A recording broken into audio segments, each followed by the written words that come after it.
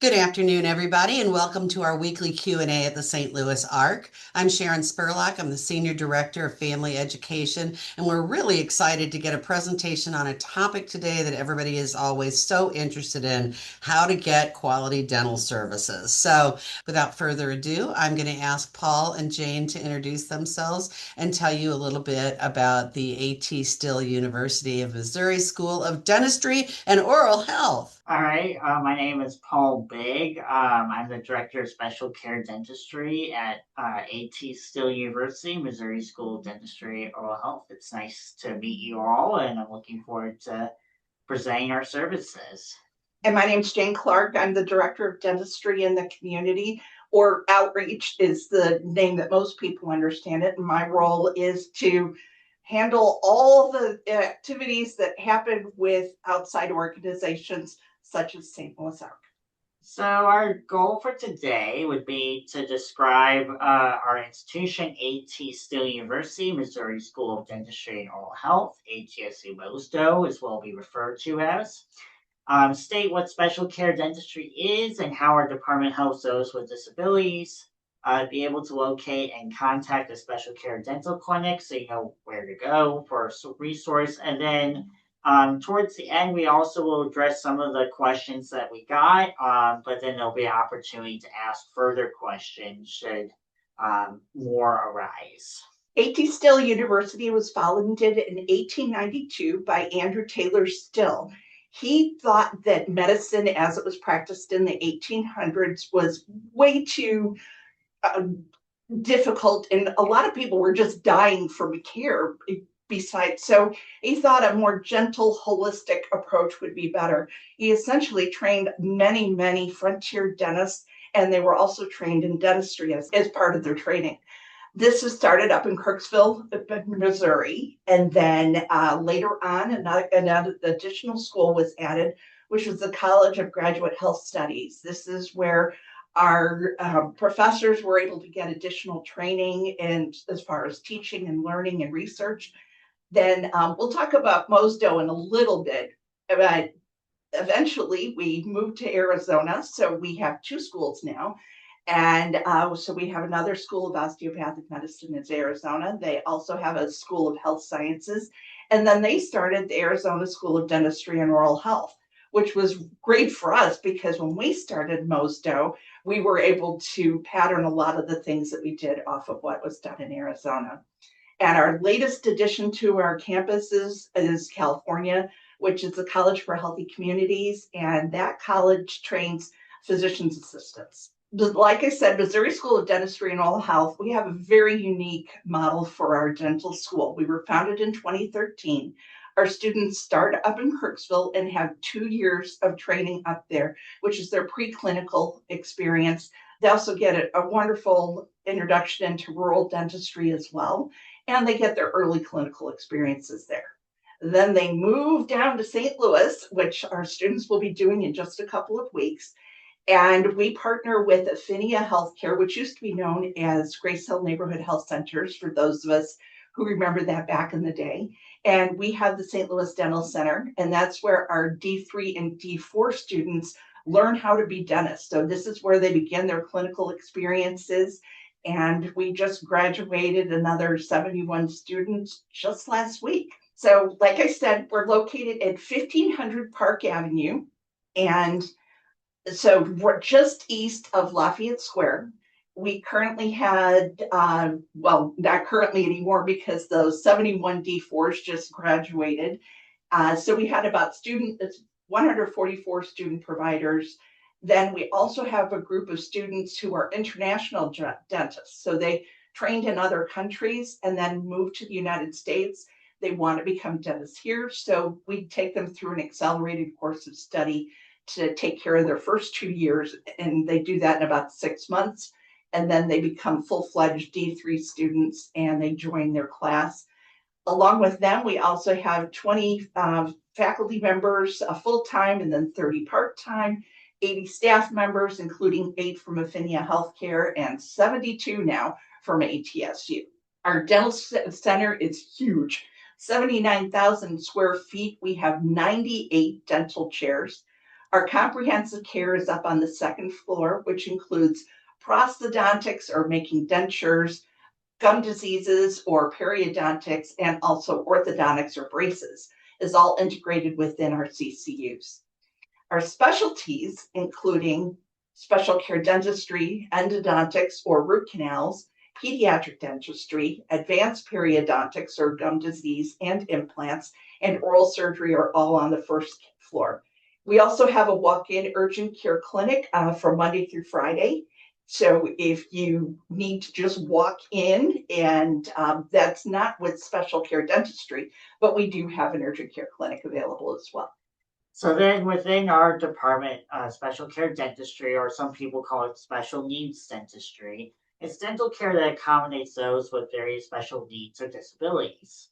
There's a variety of settings that we can complete that care, whether that's in a dental chair or through our program with the sedation, which we'll get to later with our questions.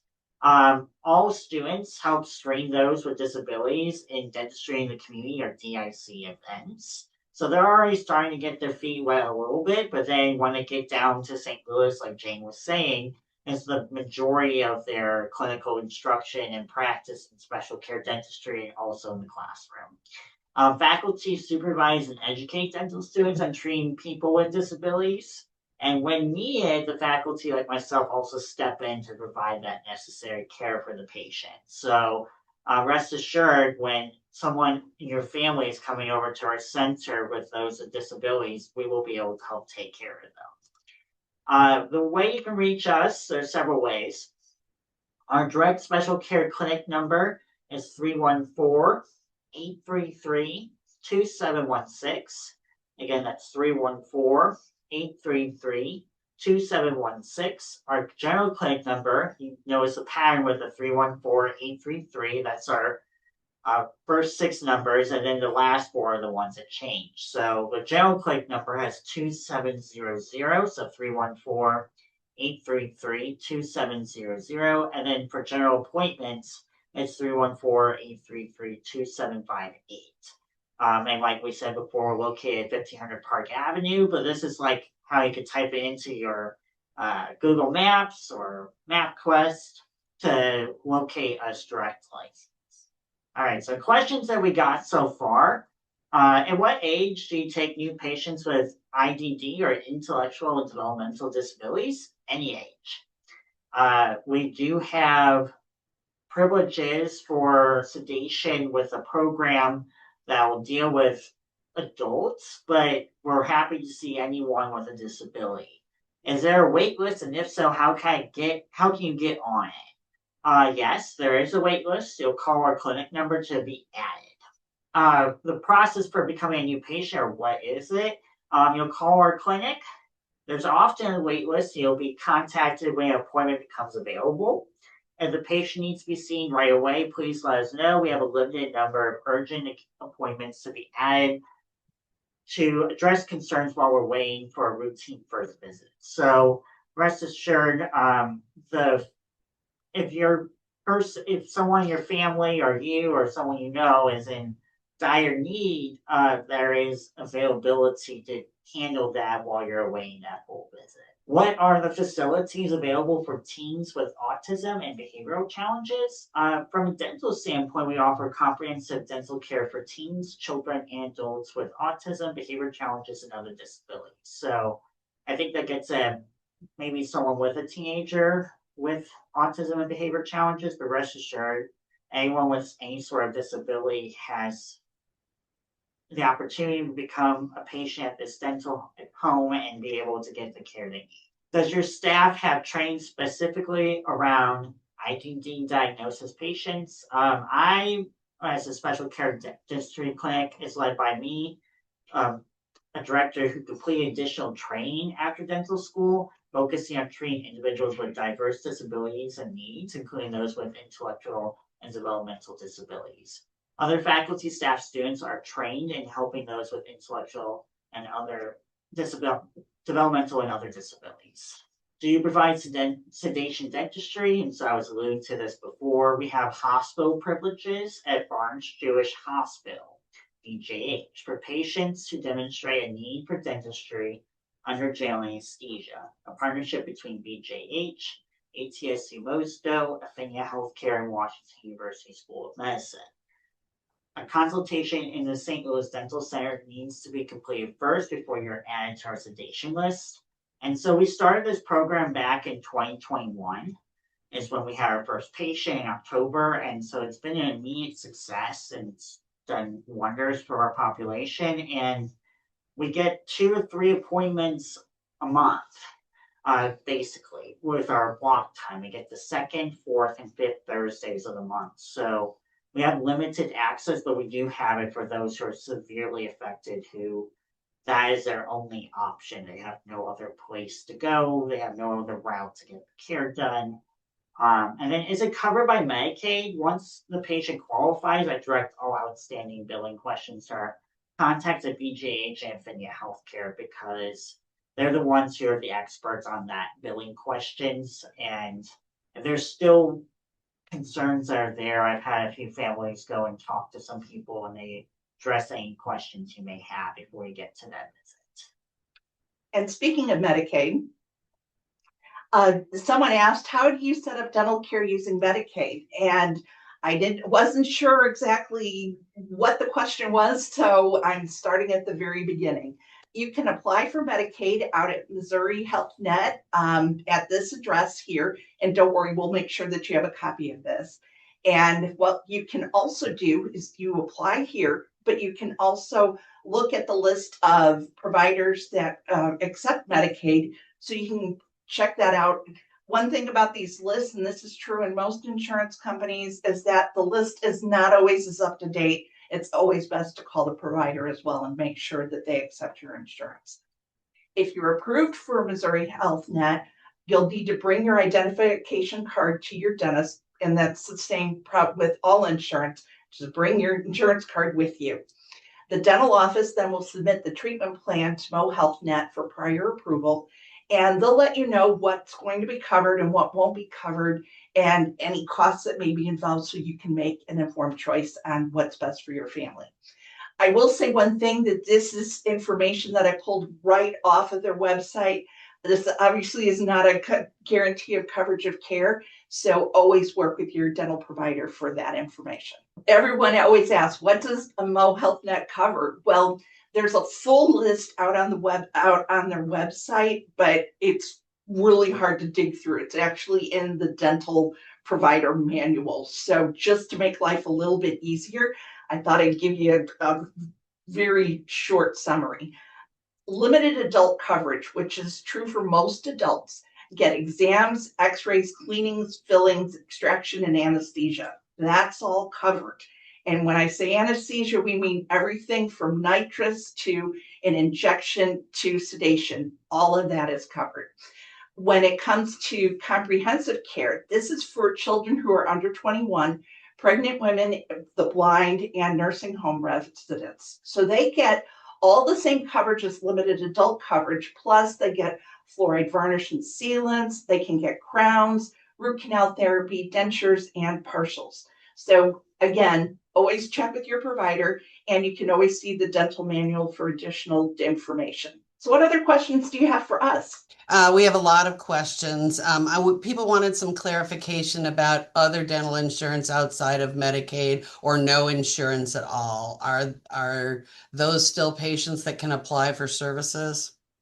I think I'll start with that. Yeah, the short answer is call your dental office, like our office, and verify. But we take a lot of the insurances, right? We take most insurance, and if there is no insurance at all, there are prices that are very comparable to what's out there in the regular community. It's generally about half the price of what you would pay at a regular dentist office if you had to pay the usual service or the fee-for-service fee. So the prices here are pretty darn good. That's the good news. Well, we will be doing another presentation later on this summer to really get into the nuts and bolts of how to pay for dental care, including other insurance, Medicaid, and some of the other options available for you. So we're in the process of working on that. That's fantastic. One other kind of logistical question. How long is the wait list typically? How long is the wait list? It's depending on what you're talking about. Sedation, it's about a year and a half. So, like when you get scheduled, the next appointment you get is a year and a half. In terms of new patients, that hasn't been quantified to an exact degree. But again, we try to get people in as soon as we can.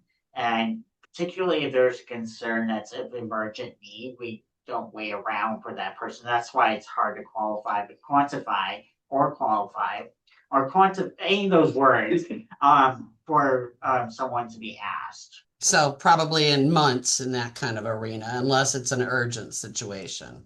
It depends on the situation, but and where clinic workflow is looking like, but it's months roughly. Okay. Can be more, can be less.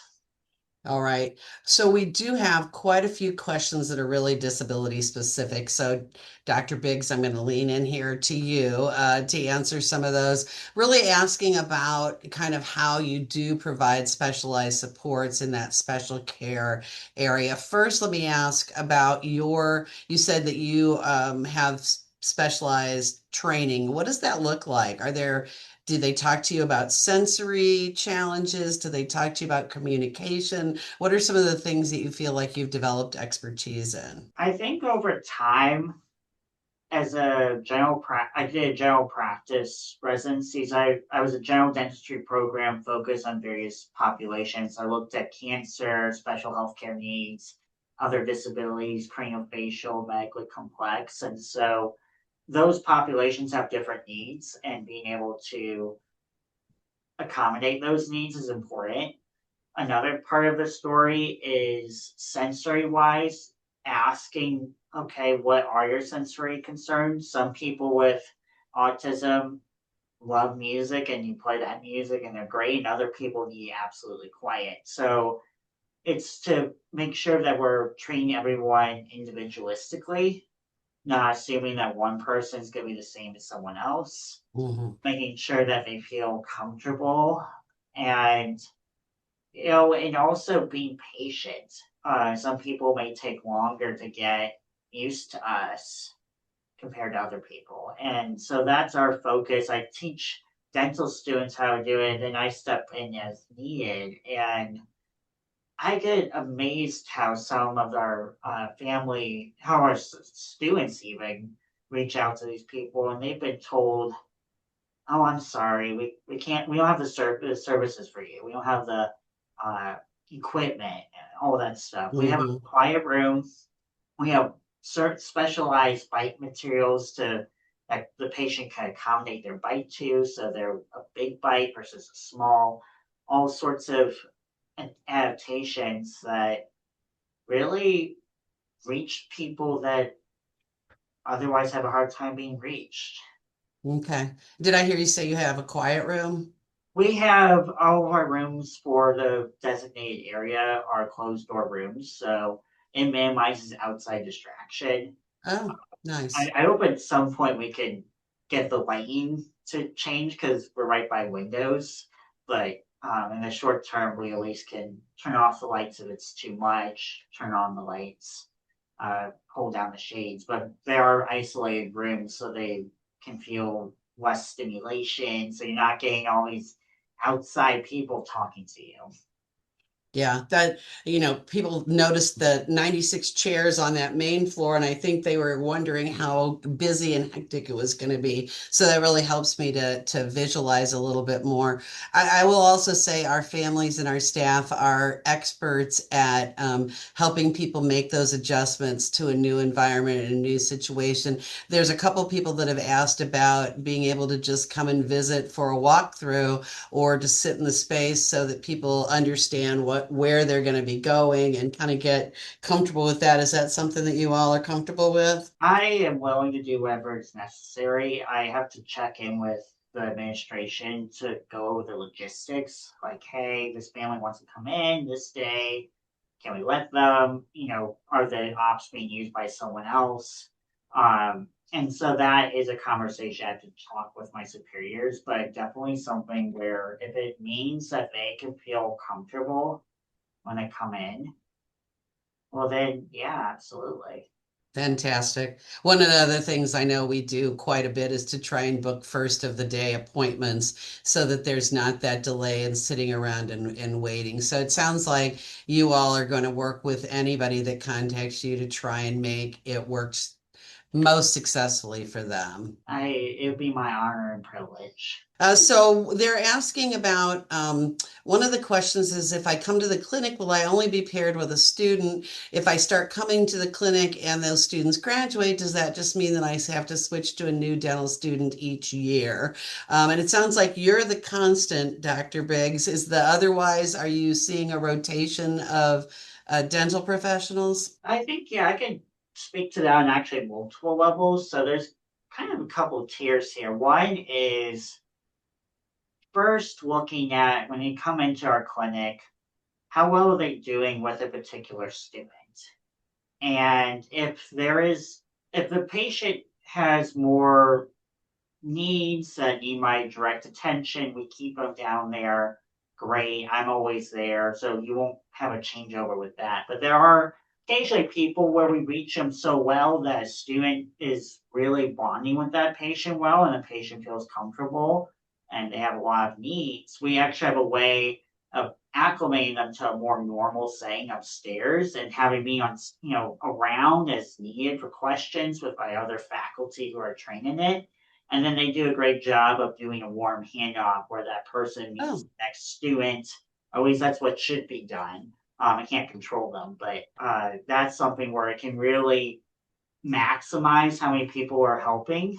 I had a person who was in my area downstairs, so the people who have more disability bonded with the students so well that I'm like, you have done really well with this person. They have a lot of disease. Go upstairs, take care of them, and they're still taking care of them. And it's just remarkable to see the students' progress with that. It makes me very proud when I see someone really excelling down where I am. Helps them, do the stuff that they need to do, which is more patient care. And then for you all, it keeps you the same consistency with the student. mhm. And then, of course, as a safety net, I'm always there. So if whatever reason, I need to keep a close eye or I feel it's more appropriate to have it with me, I'm always there. And even when the students take a patient upstairs, like let's say your person's doing really well, like you're like, I'm worried about them being to going through dentistry. They've always been sedated. And then all of a sudden you're like getting all this work done.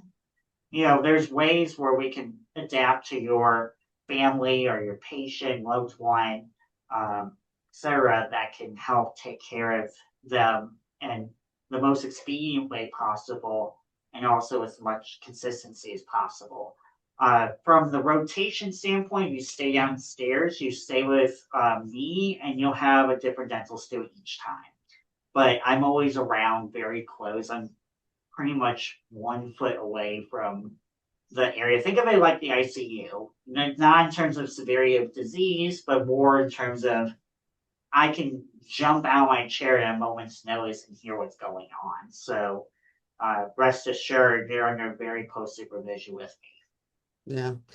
Part of what makes this exciting for me is thinking about how many dentists are now going out to practice that have lived experience supporting patients with disabilities because I'm old school. I've been here forever, and I can remember when people had all their teeth pulled out because it was just easier than to try and give them proper dental care. So, what percentage of your doctors stay in the St. Louis area, or do most of them go back to a home state somewhere? It's a variety. We have many that have stayed in the area. As a matter of fact, one of the students that did incredibly well down with Dr. Big is actually taking on IDD patients at her new clinic, and she comes back here as adjunct faculty. So we have a variety of ways to keep people involved. One thing I wanted to add is that for our students, we kind of do a big and little partnership. So that way, when a D3 or a third year student comes on board,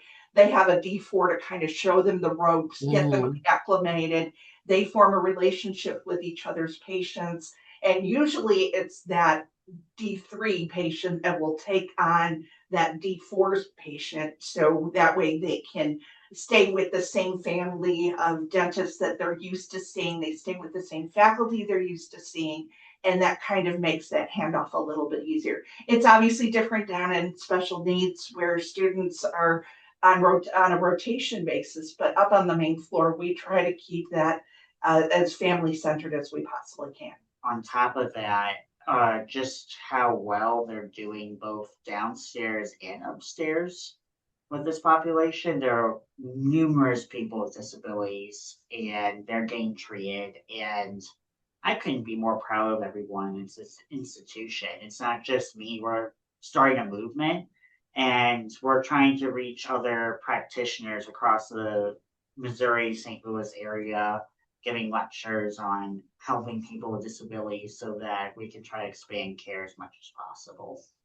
I love to hear that, and I hope that you'll let us know when you have those really stellar students that are opening practices locally, because we maintain a list. I don't know if all of our families know, but we keep a list of all kinds of medical professionals that have positive experiences with taking care of people with disabilities, that we always want to keep our list as up to date as possible. You said Missouri. I've got a question here asking if Illinois residents can also come to the clinic or if there's any equivalent on the other side of the river. We always accept all patients. I don't know about which insurances we take from Illinois, so I'll defer to my colleague Jane on that.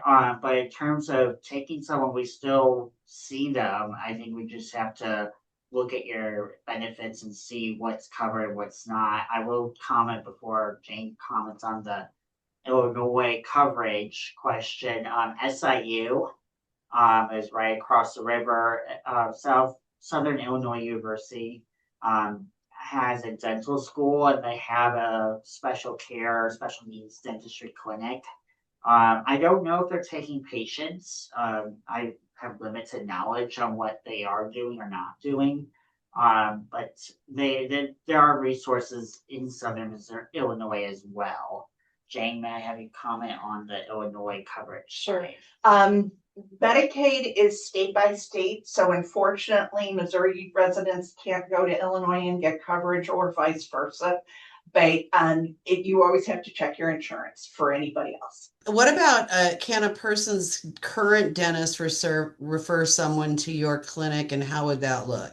Absolutely. How would that look? I think the best way of doing it is just calling because that way we can be in contact with you.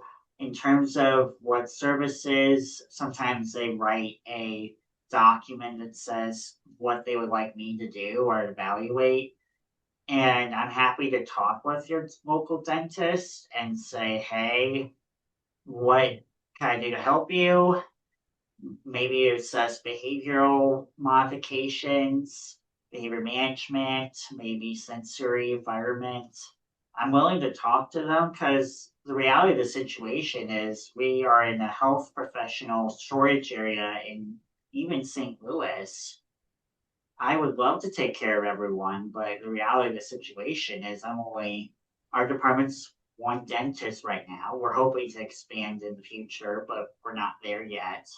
And so I think, and that certainly while we're working on trying to expand, if there's someone who's willing to help out, heck, let me see what I can do to help, particularly if let's say you're calling in from some rural part of Missouri or Missouri. I think that, to make sure we get both enunciations of Missouri, I think that it's critical to get more people involved. I'm trying to get people who graduate or upcoming students who are from rural areas to help this population, get them on board with it so that you're not having to drive, let's say, from Kirksville 3.5 hours. Yeah. Right? And I live in Kirksville, and I mean, I wish I could replicate myself, but I can't. So that is kind of the how we want to address trying to get um, one referral, but then also if your dentist just needs support, let's talk. And a lot of times you can reach most people through managing behavior. There are very few group subset of people that won't work. Yeah. Yeah, I love the fact that you recognize that a lot of people are going to need to just see a dentist elsewhere. You can't see every person with a disability, and that would make sense anyway. So spreading your knowledge is a smart way to make sure that people really do get what they need. We're running close on time, and I've got three questions about sedation. So I'm going to try and kind of lump them together. One of them is about whether there's a form online to apply if you need sedation dentistry, and is that just calling for the appointment is that how they would approach that? Yeah, I think the more clarity on just getting on that list, I screen every patient, okay? And so if I got a nickel every time someone told me they needed sedation dentistry, I'd be rich. That being said, a lot of pediatric dentists have to sedate because when they're younger, it's harder to do behavior management. As they Hmm. age, people start to catch on. And I've come to find that a good but vast majority of the people I can reach. And Hmm. so that's why I have you come in first for that visit. And then if we've exhausted all other options, which one of which includes nitrous oxide, we have nitrous oxide in site that is in our plumbing that can allow us to kind of get a little bit of just calmness, not sleepy, but calmness. We can reach that person, and instead of waiting a year and a half, which is our current wait list for the sedation, how about next week? All right, let's work on this tooth that needs to come out or this filling that needs to be Hmm. so I feel like that, getting at, I can respect that you've known this person your whole life. Yeah, I get that. Well, let me see what I can do. And if by some miracle I can reach them, I have families crying to me saying, "Oh my dear, I've never had him go through this." And they're on recall. They've gotten fillings done. They've gotten teeth removed. I mean, miracles happening as they've aged into young adulthood, into older ages. So rest Well, and assured, also somebody that's paying attention to how to meet their needs in a dental situation. So, I completely agree with you. Sedation is a very restrictive kind of a thing to have to go through. There's side effects to that make it a challenge. However, certainly a lot of people need sedation. So you answered one of the other questions about who determines the sedation. They come in, they do an assessment with you, and then if you determine they need sedation, does that provide the information needed for insurance to then pay for it if they cover sedation in their insurance? I make a statement in every note that states that we cannot get the care done and that sedation is required. I've done everything documentation wise possible to indicate not just to insurance company, but more importantly to us and the patient, right? We need to convince ourselves that this is a reasonable reason to go into this and that we're left with no other option.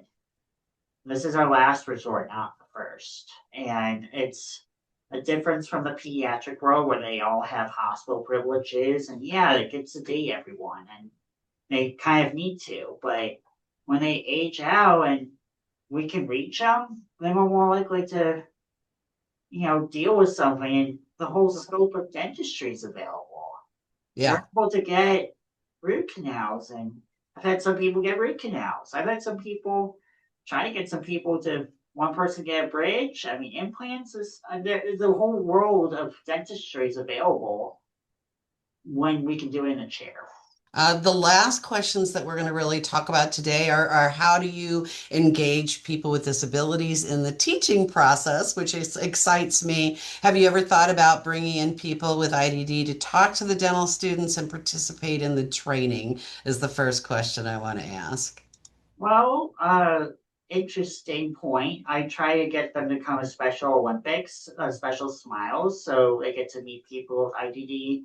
I'm not opposed to having people with lived experiences to come in and share their story. It's one of those things I hope my special care dentistry club can organize because that's something that I've encouraged them to do, and even like have like a fashion show, like show kind of normalcy of people who have disabilities and they're just like anyone else. Mhm. I encourage people to look at so many, there's just more and more positive exposure. And that's actually a group that shows the people in the normalcy that I think they deserve and the dignity that's not just a medical photo. You know, Yeah. with the eyes, crossed out and showing them in a disfigured way. Yeah. So I feel like yes on that. And then the second part being, how do I teach them to in terms of the students? No, they were really just asking if they could be a part of your teaching curriculum to have somebody with a disability come in and talk about their experiences with dentistry and how their body experiences the world and that sort of thing. So I'll just toss out to both of you, and you probably know this. We have a speakers bureau that includes some awesome folks with disabilities. So we'd be happy at any point to partner with you and come your direction since you've given us so much of your time here. The other thing that somebody asked, and I think this is a cool idea too, is whether or not you've got a video tour of the special care unit to show people what they might experience when they come there. It's interesting because the simulate like we're trying to get more lived experience integration and we're actually looking into it with our administrators. We haven't gotten finalized approval. Am I correct with that? Right, and Thanks. one thing that we're in the process of doing is finding the funding to create that video. So Oh, fantastic. we're hopeful. We have some new administrators coming on board next month, even. So as soon as we get them on board, we're putting it on the list of things that we're really hoping to address as quickly as possible. Very exciting. Yeah. You don't see very many of those, but boy, it's really nice when people have that video storytelling to help them prepare. There is one more question. I was kind of going to hold it for the next time you come and visit us and talk about Medicaid, but in case there's an easy answer, somebody asked how you manage dual coverage when there's a primary insurance with secondary insurance with Medicaid. Is that I'll take this one. Yeah, okay? the way that works is that if you have dual coverage, usually so for example, if you have United Healthcare Dual Complete, United Healthcare would be the primary payer, and then Medicaid would be the secondary payer in most circumstances. Sometimes it's flipped, but that's pretty rare. Most of the time, it's that first, then Medicaid, then out of pocket if they have to go there. Usually, once Medicaid is paying for it, that's pretty much where it is. Well, and that's something hopefully that family won't have to worry about. That'll be the billing office that has to sort through all those nasty Oh, details. yeah. No, I've done medical billing here or dental billing here for almost 6 years now. So that is something I'm really used to working through and working with our partners with Affinia, and they handle all of that information, and it's usually very seamless.